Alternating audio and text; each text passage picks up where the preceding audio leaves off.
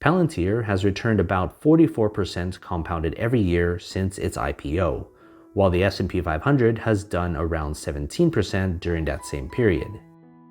In this video, I'm going to look at the business and then I'm going to tell you if it's the right time to buy the stock. Feel free to skip around. First, we're going to look to see if that return is justified or not. Don't buy this stock until you have an idea of what you're investing in, ignoring the hype and FOMO and just look at the business. I look at the P/E ratio as a measure of the stock's speculation. If it's high, it means investors love the stock and anticipate a lot more is coming. On the flip side, if it's low, it means people aren't in love with the stock and aren't too hot on its future. That's where you usually find hidden gems when speculation is at an all-time low. As we progress through this analysis, you'll see at the top right my updated opinion on the company. In some cases, there's no P/E ratio. That means the company has no earnings and its value is completely derived from pure hype around its stock. In that case, we're going off the whims of speculation with tons of FOMO, which I'd tried to avoid altogether. Relatively speaking, we're looking for a P/E ratio lower than 23, ideally lower than 2.99. Next, I look at the projected earnings growth over the next 5 years as a meaningful way to assess if the company is still growing at a reasonable clip. High growth often means high speculation, but that can sometimes be justified if the P/E ratio isn't too insane. Even mediocre growth is fine too, albeit it's a stable company with predictable earnings year in and year out.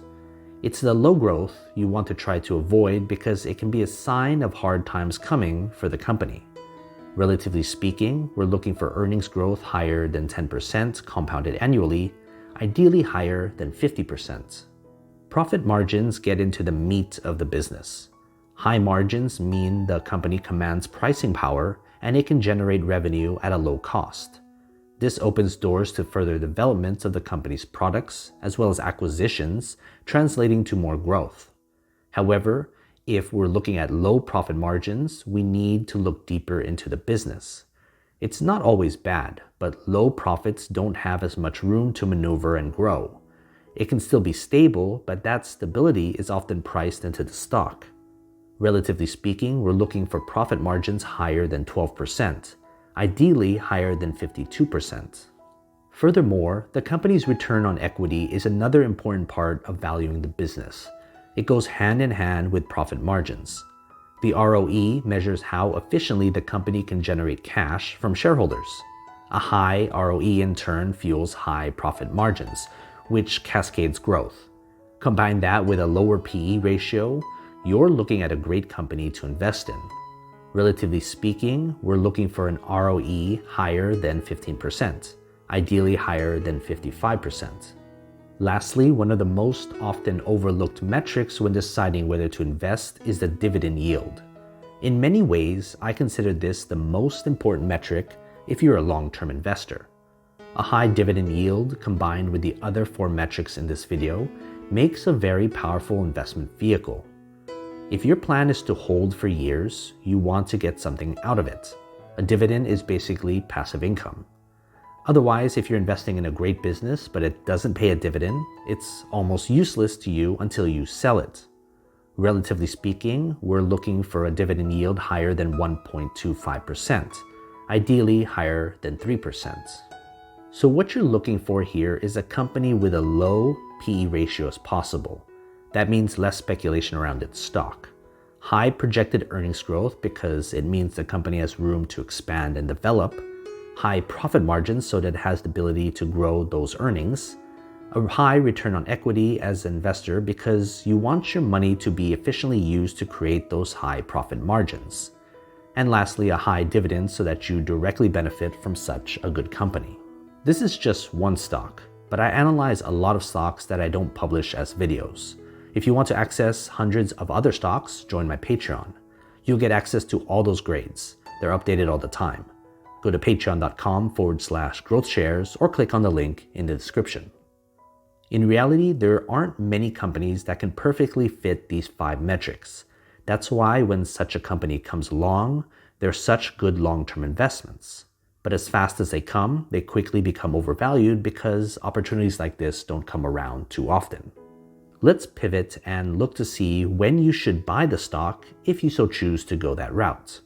I'm going to outline a path based on whether you plan to hold the stock for the short term, the near term, and the long term. If you're a short-term investor, someone looking to buy low and sell high within the next month, look at the stock's relative strength index.